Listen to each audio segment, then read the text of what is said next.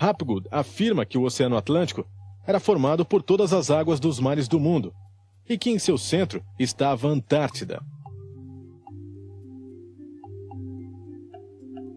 A teoria foi desenvolvida quando encontraram milhares de mamutes congelados na Sibéria, com ervas em seus estômagos e suas presas em perfeito estado, o que indicaria que devem ter morrido afogados.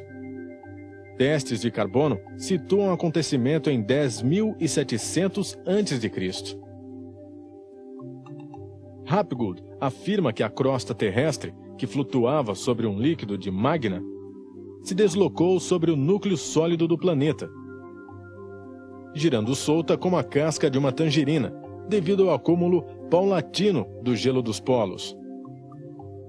A teoria afirma que chega um momento em que o grande peso do gelo acumulado desequilibra o planeta e faz a crosta terrestre girar, mudando de lugar o trópico com os polos. Isso fez com que a Antártida, uma ilha que se encontrava no trópico, se deslocasse para o atual Polo Sul, congelando-se bruscamente, enquanto a América do Norte, que tinha estado no polo, se descongelava.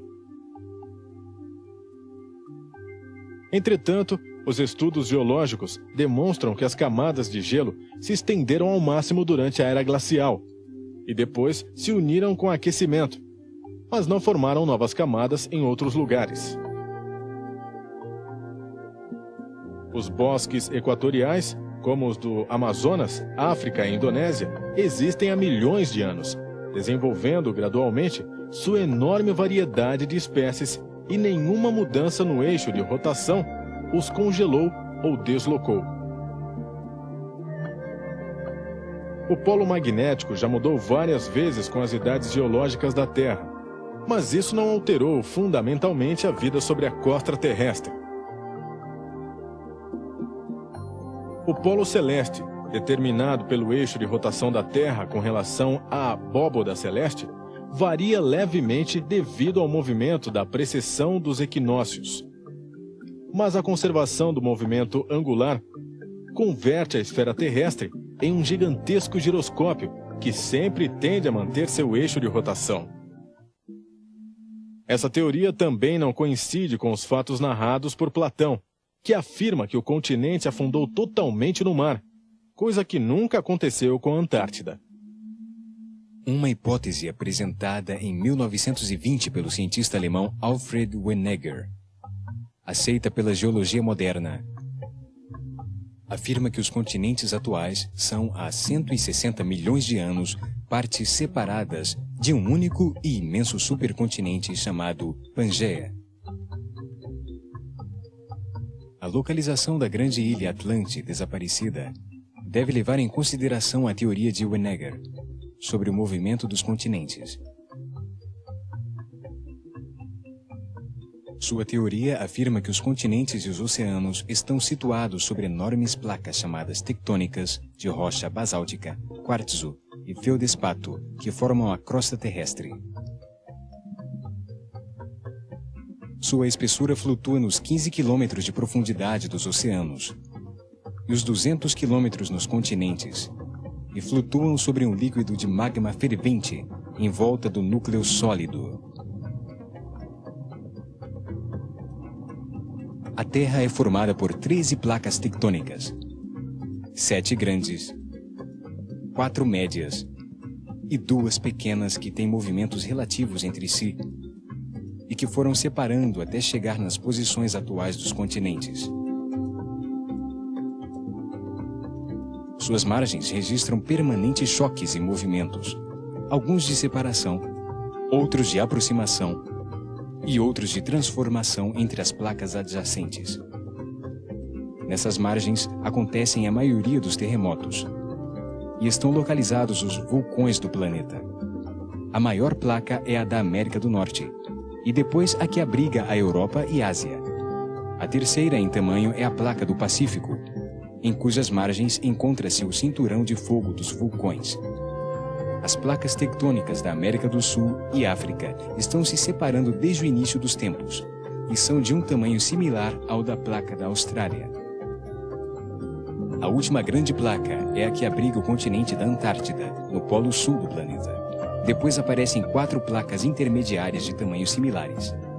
A placa de Nazca, que tenta levantar o continente sul-americano, envolvendo-se por baixo. E a placa arábica, a placa tectônica da Índia e a placa filipina.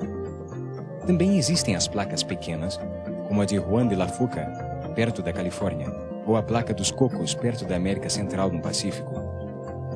E a última das pequenas placas é a placa do Caribe, onde tem havido bastante movimento nos últimos milhares de anos.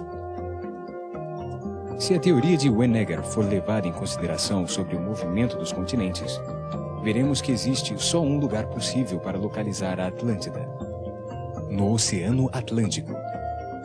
Existem 3 pontos onde as placas confluem. O primeiro ponto está na confluência entre a placa do Caribe, a placa da América do Sul e a placa da América do Norte. O segundo fica na confluência entre a placa da América do Norte com a da América do Sul e com a da África, num lugar chamado a elevação da metade do Atlântico. O terceiro é um lugar de contato entre a placa da América do Norte com a africana e com a euroasiática. Nesse triângulo, deve-se localizar a ilha desaparecida devido aos movimentos tectônicos ocasionados pelo cataclismo que modificou todas as margens. Os hemisférios ocidental e oriental moveram-se sobre as placas tectônicas, separando-se na metade do Atlântico, em uma enorme fratura chamada Greta do Atlântico Médio. Sabe-se que há 12.500 anos havia ali vulcões ativos em um lugar chamado Monte de Vênus. Se a Atlântida desapareceu em algum lugar, pode ter sido por essa fenda, no final do último desgelo, no momento dos grandes movimentos telúricos e o dilúvio universal. Nesse mapa, vemos a Greta do Atlântico, e as cores correspondem ao tempo de formação da Terra no fundo do oceano.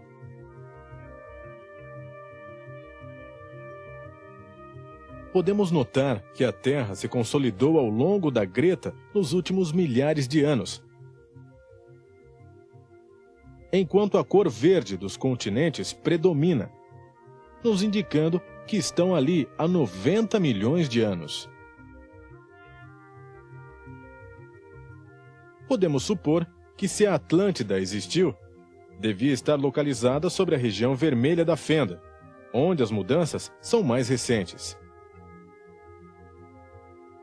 Se aí na metade do Oceano Atlântico existiu a Atlântida, os movimentos dos continentes desde quando era um só, uma Pangeia, deve ter o espaço necessário para abrigar uma ilha, como a descrita por Platão.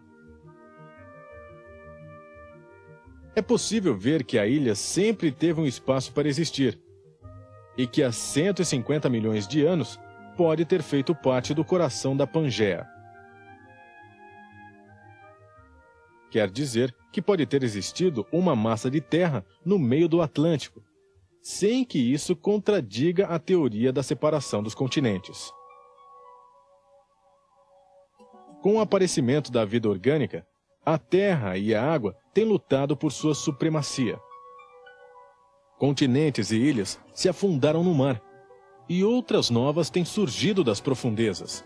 Penínsulas se transformaram em ilhas quando o pedaço de terra que as unia aos continentes submergiu. As margens dos continentes e ilhas nunca permaneceram exatamente iguais, nem mesmo por uma hora. Estão continuamente em mudança. Os geólogos modernos, estudando as camadas e estratos do planeta, sabem que a terra e a água mudaram de lugar diversas vezes.